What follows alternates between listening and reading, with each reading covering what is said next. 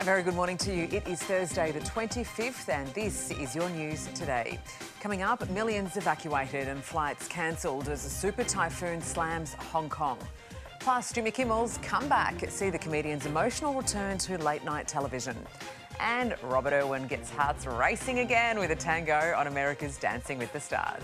Well, Australia's under-16 social media ban has been praised on the world stage, with Australia featuring the policy on the sidelines of the United Nations General Assembly. Let's go live now to 9 US correspondent Jonathan Kersley in New York. Hey, Jono, we have also heard an emotional plea from an Australian mother.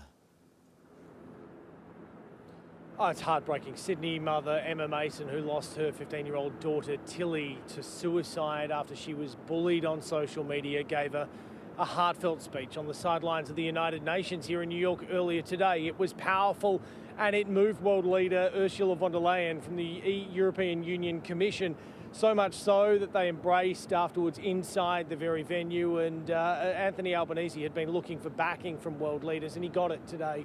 Essentially, the EU Commission President saying that there does need to be a minimum age. Australia will introduce later this year a 16-year minimum for people to access social media in order, they say, to protect children, to protect young Australians.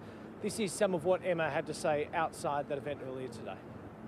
My message is it's more than Australia. It's the 226 million children aged between 13 and 15 right across the world that need protection, and so their countries need to stand up. It's just such an honour, and I'm so incredibly proud of Australia for leading the world and being the country that says we will no longer monetise our children. A powerful message from one Sydney mother to the rest of the world, and it certainly had an impact here today. Anthony Albanese will join other world leaders addressing the United Nations tonight. Volodymyr Zelensky spoke earlier today. It will be Anthony Albanese's turn around about 10 o'clock Australian Eastern Time. Thank you, Jono. Super Typhoon Ragasa has made landfall in southeastern China, leaving a path of destruction through the region and 17 people dead. Let's go live to 9 correspondent Edward Godfrey. Edward, it's currently heading towards Vietnam. The strongest, most powerful storm the world has seen so far this year, Typhoon Ragasa, making landfall in China earlier with wind gusts up to 240 kilometres per hour. It's hit China's Guangdong province, where almost 2 million people are. They've been forced to flee their homes. Hong Kong has also been hit really hard. The storm has claimed lives. At least 17 people have been killed in Taiwan in an area called Hualien, which is popular with tourists. Many more were feared missing earlier when a naturally forming dam burst its banks, releasing the equivalent of 36,000 Olympic-sized swimming pools worth of water. According to the typhoon's predicted path, Vietnam and Laos may be in its path over the coming hours. Elsewhere, Sarah, search, rescue and recovery efforts are underway. Terrifying footage there. Sure is. 2 people have been killed and another is in a critical condition after a shooting at a facility run by US Immigration and Customs Enforcement Agency. The suspect, who fired multiple rounds from a nearby roof, was later found dead from a self-inflicted gunshot wound. The motive remains unclear.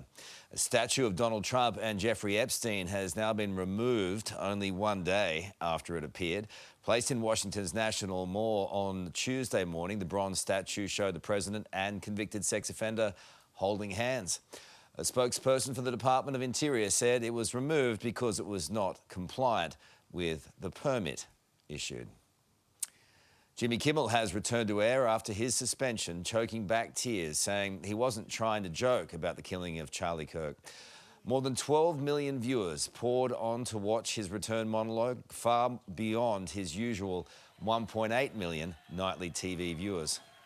It was never my intention to make light of the murder of a young man. I posted a message on Instagram on the day he was killed, sending love to his family and asking for compassion, and I meant it, and I still do. The host also promised to do better while moving forward with the show. An iconic 106-year-old nun from America has stepped down from her role as the chaplain of Loyola Chicago's men's basketball team.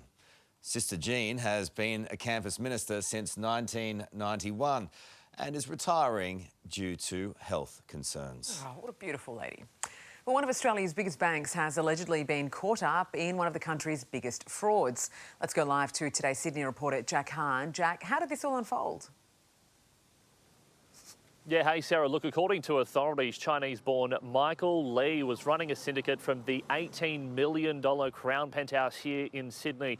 It's alleged he used corrupt mortgage brokers, real estate agents and solicitors to snap up millions of dollars worth of property across Sydney to get the home loans. It's suspected that he bribed NAB employees to turn a blind eye to dodgy documents to get the applications approved. This morning, 14 people have been charged, accused of more than $105 million worth of fraud. No NAB employees have been charged. They're still under investigation. All right, Jack, thank you. Well, AI technology used to detect mobile phone and seatbelt offences in Queensland could actually be against the law. A state audit report revealing the image recognition technology could be breaching the privacy of Queenslanders. It determined the Department of Transport failed to identify the risks posed by AI use. New hope this morning for people with Alzheimer's as Australia's medical regulator approves a new drug to treat the disease. Leqembi targets and clears the plaques in the brain that experts believe are an underlying cause. It's already being used in more than 50 countries, including the US and UK. Well, we all know the feeling of boarding a plane and silently praying that the seat beside us stays empty. Now Virgin Australia is turning that dream into an actual feature, launching a new neighbour-free option on select flights. Passengers can bid for the luxury of an empty seat next to them on domestic and short-haul international flights, or buy it outright within 48 hours of takeoff. Visitors to the 12 Apostles on Victoria's Great Ocean Road could soon be forced to pay a fee to access the iconic site. Local council and the Great Ocean Road Regional Tourism Board are calling on the Victorian Government to introduce a paid entry system for all visitors. They say the move would help manage growing crowds and better protect the fragile coastal environment. Well, in the US, Robert Irwin has made the Dancing with the Stars ballroom his natural habitat. Well read, Sarah. The 21-year-old, There was so much alongside hesitation his in my partner, voice. delivered an upbeat tango performance, putting their own twist on the fiery dance. It was like something on the Serengeti, as Sarah would say. Not all the judges were a fan of the breakout moves, though, saying he's a great dancer and doesn't need any gimmicks. Oh. Boo-hoo to you. Does that sound familiar? Whatever. What? Take a look at the weather across the country now, and a high-pressure system in the centre of the continent will bring us another fine day for Brisbane, Sydney and Perth. A partly cloudy Thursday ahead for Canberra and Darwin, while Melbourne, Hobart and Adelaide will see some passing showers.